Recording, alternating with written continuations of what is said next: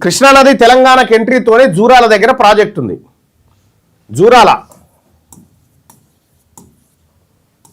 దీని కెపాసిటీ 17 టీఎంసీలు. ప్రస్తుతం దాని సామర్థ్యం ఎంతకు వచ్చి పడ్డదంటే 10 టీఎంసీల దిగువకు వచ్చేసింది. అంటే 7 టీఎంసీ లాస్. మట్టి ఉంది, 7 టీఎంసీల మట్టి ఉంది అన్నట్టు దాంట్లో. ఇదిగాక 1984లో శ్రీశైలం ప్రాజెక్టు కట్టిరు.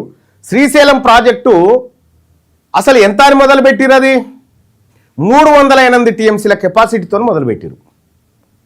కానీ ఇవాళ ఎంత ఉన్నది? గట్టిగా 180-190 కూడా ఉండదు. మిగతాదంతా ఏంది? మట్టి. దాదాపు 100 టీఎంసీల మట్టి ఉంది దాంట్లో శ్రీశైలంలో.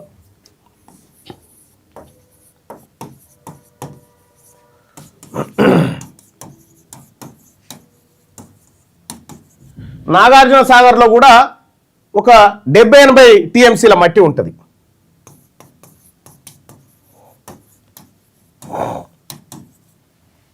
ఇవన్నీ కలిపితే దాదాపు ఒక 177, కేవలం 3 ప్రాజెక్టులు కలిపితే 177 టీఎంసీల మట్టి ఉంది.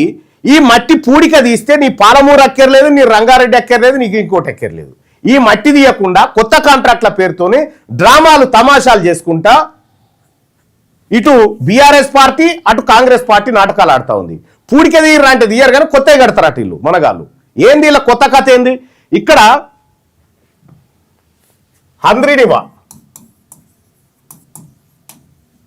హంద్రీనివా సృజల స్రవంతి ప్రాజెక్ట్ అని వాళ్ళు ఒకటి పెట్టుకుని అప్పట్లో రాజశేఖర రెడ్డి ఉన్నప్పుడు.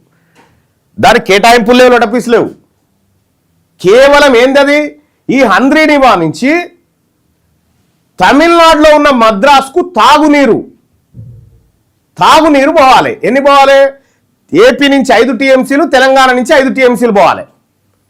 మహారాష్ట్ర కర్ణాటక వాటా కూడా 5 టీఎంసీలు, 20 టీఎంసీల నీళ్లు ఆడికి పోవాలి. అది ఒప్పందంలో భాగం. ఈ హంద్రీనివాకు మద్రాసుకు నీళ్లు తీసుకుపోయే పేరుతోటి తెలుగు గంగకు వెడల్పు చేసుకుంటా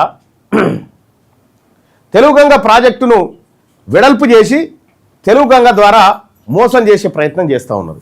ఇక్కడ హంద్రీనివా దీని నుంచి వాస్తవానికి రోజుకి ఎన్ని టీఎంసీలు పోతున్నాయి? ఎరికేనా? 45,000 క్యూసెక్కులు. 45,000 క్యూసెక్కుల నీరు ఇక్కడికి పోతా ఉంది రాయలసీమ ప్రాంతం నుంచి. వాస్తవానికి వాళ్ళకంత కేటాయింపులు లేవు. ఇక్కడ తెలంగాణలో ఇదే 1984లో ఎన్టీ రామారావు గారు ముఖ్యమంత్రిగా ఉన్నప్పుడు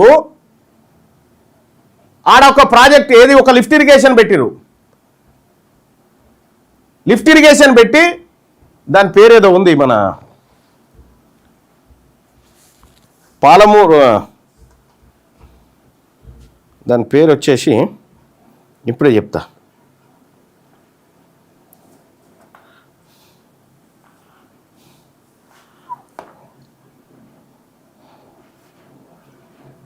మహాత్మా గాంధీ కల్వకుర్తి ఎత్తిపోతల పథకం. దాని నుంచి తెలంగాణకి ఎన్ని నీళ్ళు వస్తున్నాయట చూడరు. ఇగో తెలంగాణకు వచ్చేదేమో 1500 క్యూసెక్కులు.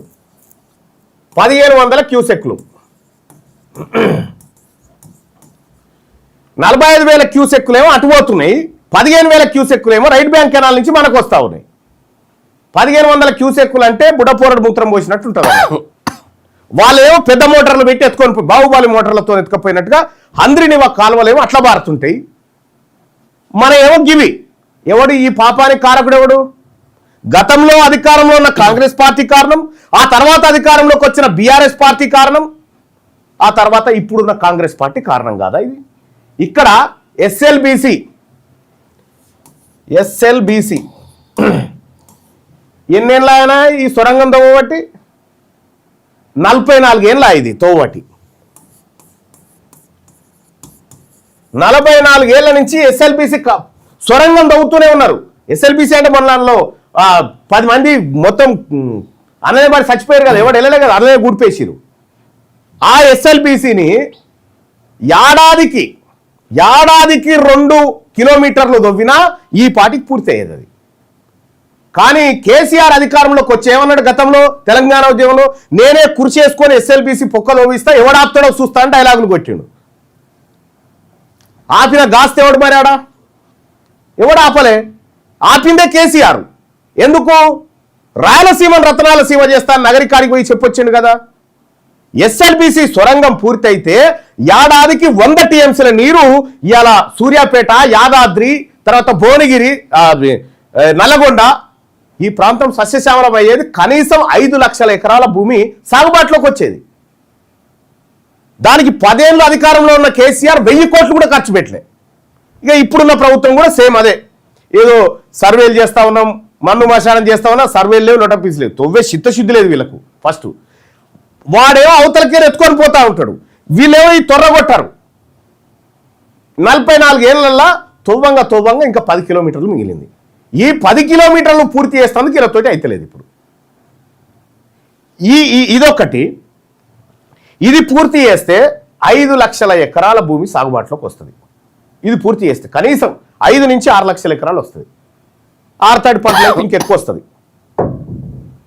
ఓ 30,000 ఎకరాలు, 30 లక్షల ఎకరాల దాకా, ఇది 15 లక్షల ఎకరాల దాకా వస్తుంది. ఇవి చేయకుండా, చేయాల్సినవి చేయకుండా, మట్టి పూడిక తీయకుండా, అట్లా మొత్తం ఈ ప్రాజెక్టులలో, తెలంగాణలో ఉన్న ప్రాజెక్టులలో మట్టి ఎత్తిపోస్తందుకు అయ్యే ఖర్చు 23,000 కోట్లు అవుతుంది. ఈ 23,000 కోట్లు పెట్టరట, కానీ పాలమూరు రంగారెడ్డికి మాత్రం 37,000 కోట్లు ఖర్చు పెడతారట. ఇదే కాళేశ్వరానికి 150,000 కోట్లు కాగ్ నివేదిక ఆధారంగా మాట్లాడుకుంటే 147,000 కోట్ల రూపాయలు ఖర్చు పెట్టారు. ఈ కాళేశ్వరంతో ఎక్కడ కూడా ఒక ఎకరం బారింది లేదు. కానీ కాళేశ్వరం ఎత్తిపోతలకు ఒకే ఏడాదిలో పెట్టిన విద్యుత్ ఖర్చు 10,400 కోట్ల రూపాయలు పెట్టారు. ఈ 10,400 కోట్లు ఎస్ఎల్బీసీ త్వరగా పెడితే ఈ పాటికి ఎప్పుడూ అయిపోయేది. ఇవి పెట్టలే, ఇవి చేయలే. ఇవి చేయకపోగా ఇప్పుడు ఎస్టిమేషన్స్ పెంచి కాళేశ్వరాన్ని ఖతం చేసిరు. మీ అందరూ చూసిరు కదా, కాళేశ్వరం ఖతం చేసిండు. కృష్ణాని రాయలసీమ కమ్మిండు కేసీఆర్. ఇప్పుడు రేవంత్ రెడ్డి నువ్వు ఒకటి అమ్ముకున్నావు, నేను ఒకటి అమ్ముకోవద్దా? ఇప్పుడు నేను గోదావరిని అమ్ముకుంటా, నీ కాళేశ్వరం గట్ట, నీ కాళేశ్వరాన్ని పట్టించుకోను, నీళ్లు కిందికి ఇడిచి పెడతా, అక్కడి నుంచి పోలవరం నుంచి నేరుగా బనకచెర్లకు పోతాయి, బనకచెర్ల నీళ్ల ద్వారా నేను గోదావరిని ఏపీకి అమ్ముకుంటా, నువ్వు ఇక్కడ అమ్ముకో అని చెప్పిండు.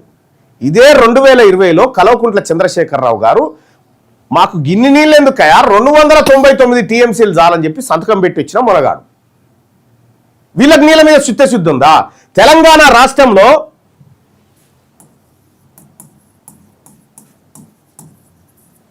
60% రైతులు, 60% వ్యవసాయ ఆధారిత రాష్ట్రం మనది. దీంట్లో బోరుబావులు, కాలువలు, చెరువులు, వీటన్నిటి ద్వారా పారేటువంటి 26 లక్షల పంపు సెట్లు ఉన్నాయి మన తానా. 26 లక్షల పంపు సెట్లు.